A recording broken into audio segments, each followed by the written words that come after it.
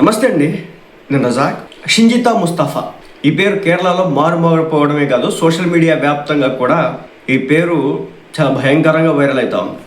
ఏం చేసిన గొప్ప పని అంటే, ఒక 42 ఏళ్ల దీపక్ అనేటటువంటి ఒక వ్యక్తి మరణానికి కారణమైతే అయింది.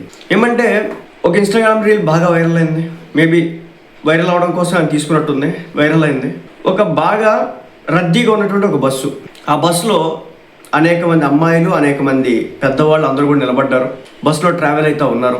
ఇలాంటి క్రమంలో అలాంటి ప్లేస్లో ఈ అమ్మాయి సెల్ఫీ తీసుకుంటా కనిపించింది. సో అతను కావాలని చెప్పేసి బ్రెస్ట్ని టచ్ చేశాడు అని చెప్పేసి ఆ వీడియోలో చూపించే ప్రయత్నం అయితే చేసింది.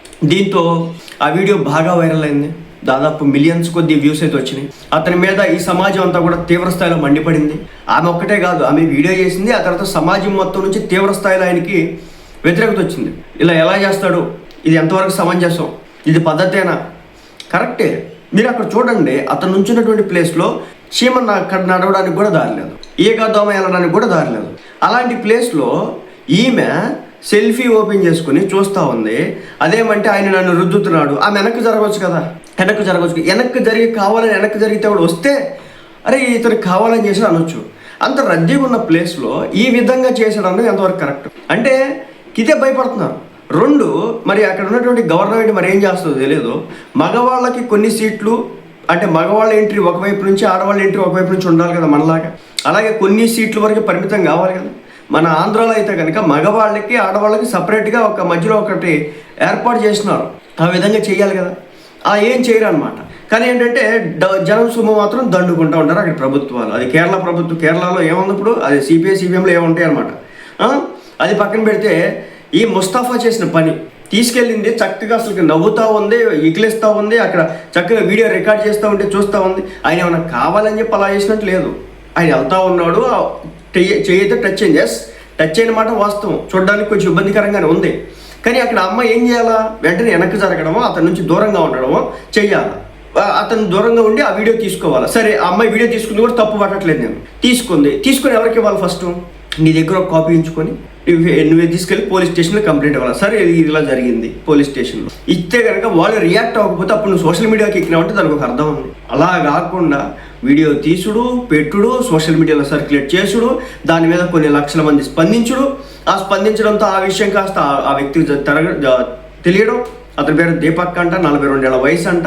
సో అతనికి తెలియడం, అతను ఏం చేసినాడు, సూసైడ్ చేసుకుని చచ్చిపోయాడు. ఎవరు చంపినారు ఇతన్ని? ఒకటి ఈ మహిళ చంపింది, రెండు సమాజం చంపింది. అతను చేసిన తప్పే అనుకుందామండి.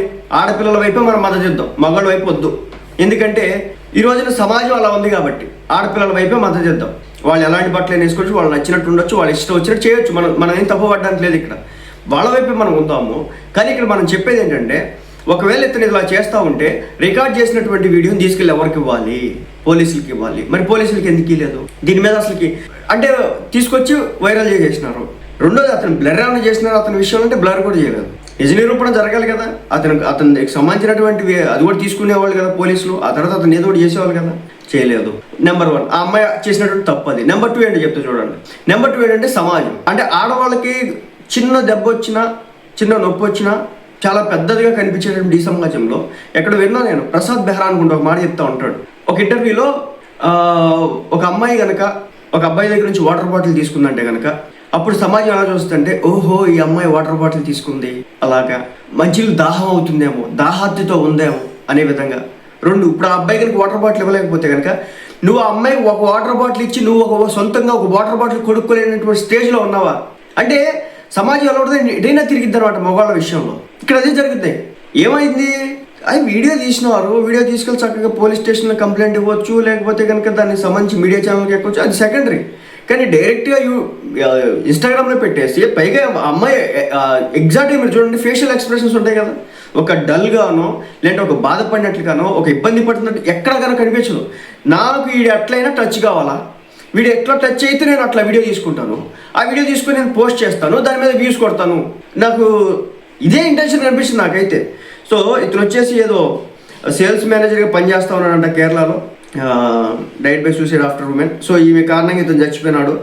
అలాగే improper touching and sexual harassment on bus అని చెప్పేసి దీనికి సంబంధించి భయంకరంగా సోషల్ మీడియా సర్క్యులేట్ చేసినారు. అలాగే ఈమెకి సంబంధించి ఇప్పుడు నాన్ బెయిలబుల్ కేసులు పడ్డాయి. మరి ఈమె దొరికినారని తెలుస్తూ ఉంది.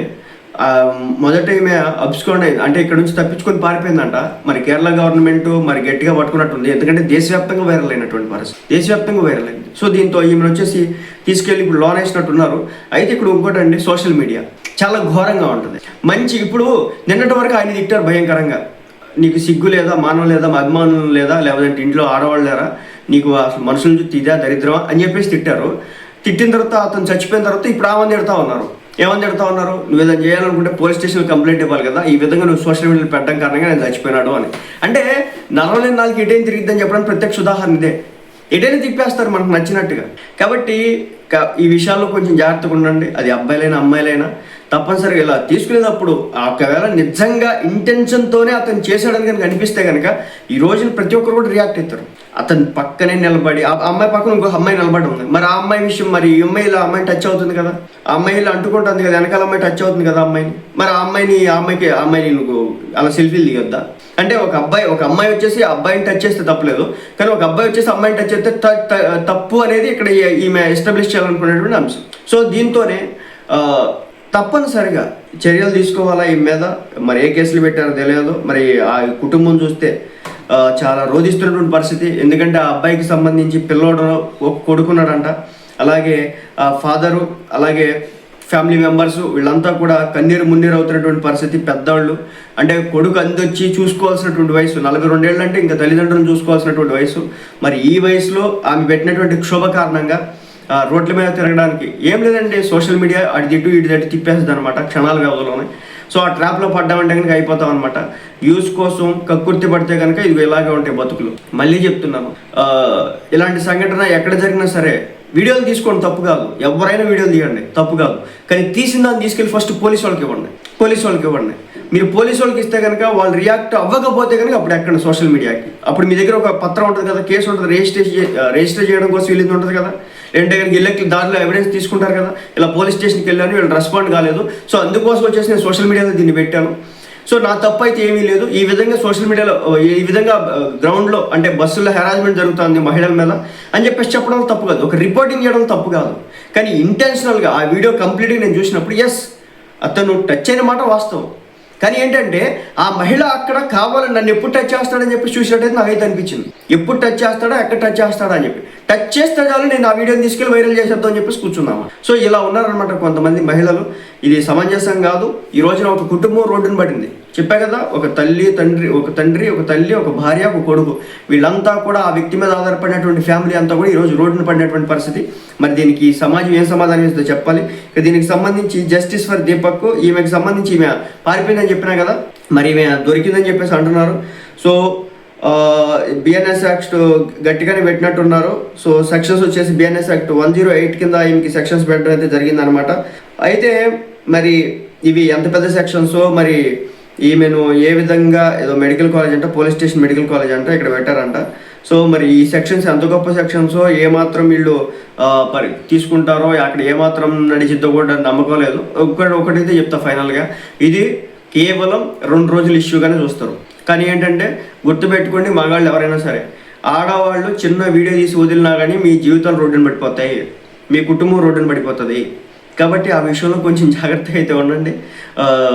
ఇంకొకటి ఇంతకుముందు కూడా చెప్పిన, ఆంధ్రాలో అయితే కనుక ఇది ఈ విధంగా చేయడానికి లేదనమాట. ఏమంటే ఎవరికాళ్ళు బస్సు ముందు నుంచి ఎక్కి ఆ డోర్ నుంచి ఎక్కాలనుకుంటే కనుక పురుషులు ఎక్కాలా, వెనక డోర్ నుంచి ఎక్కాలనుకుంటే కనుక స్త్రీలు ఎక్కాలన్నమాట. అంతేగాని పురుషులు ముందు డోర్లో నుంచి ఎక్కుతాం, వెనకాల నుంచి స్త్రీలు ఎక్కుతాం అంటే వీళ్ళంత వరకు ఒప్పుకోరు. అలాగే ఎవరి సీట్లు కేటాయించిన వాళ్ళకే ఉంటాయి అనమాట, మధ్యలో పెడతారు. మరి ఇప్పుడు ఉన్నాయో లేదో తెలియదు, ఒకప్పుడైతే బాగానే ఉండే, 2-3 సంవత్సరాల క్రితం వరకు కూడా ఉన్నాయి. సో ఇదన్నమాట సంగతి. మొత్తానికైతే అతనికి సంబంధించి ప్రస్తుతానికైతే నడుస్తూ ఉంది కథ. మళ్ళీ ఆమె ఇంకో వీడియో కూడా చేసిందనమాట. సో దీంట్లో ఏం చెప్తుందంటే ఆమె డిఫెండ్ చేసుకోవడం అయితే జరిగిందనమాట. ఇది వచ్చేసి అతను ఏదో కావాలని చేసినట్టుగా చేశాడని, ఇది లైక్స్ కోసం నేను చేయలేదన్నట్టుగా ఆమె చెప్పే ప్రయత్నం అయితే చేస్తూ ఉందన్నమాట. ఇప్పుడు ఈమె అబ్స్కాండ్ అయింది అంటున్నారు. మరి అక్కడ ఉన్నటువంటి ప్రభుత్వం ఎంత గొప్ప ప్రభుత్వం, వాళ్ళు ఏం చేస్తున్నారు ఎవరికి కూడా తెలియదు. ఒక మహిళని యాడికి పారిపోద్ది, ఆ రాష్ట్రం నుంచి యాడికి పారిపోదు కదా, ఆ రాష్ట్రంలో ఏదో మూల ఉంటుంది కదా, పక్క రాష్ట్రాలు అయినటువంటి స్టేట్స్కి ఏమి రాలేదు కదా. మరి ఏంటో అబ్స్కాండ్ అయిందని చెప్పేసి చెప్తా ఉన్నారు. అదనమాట సంగతి. మరి దీనికి సంబంధించి ఎలాంటి న్యాయం వస్తుందో చూడాలి.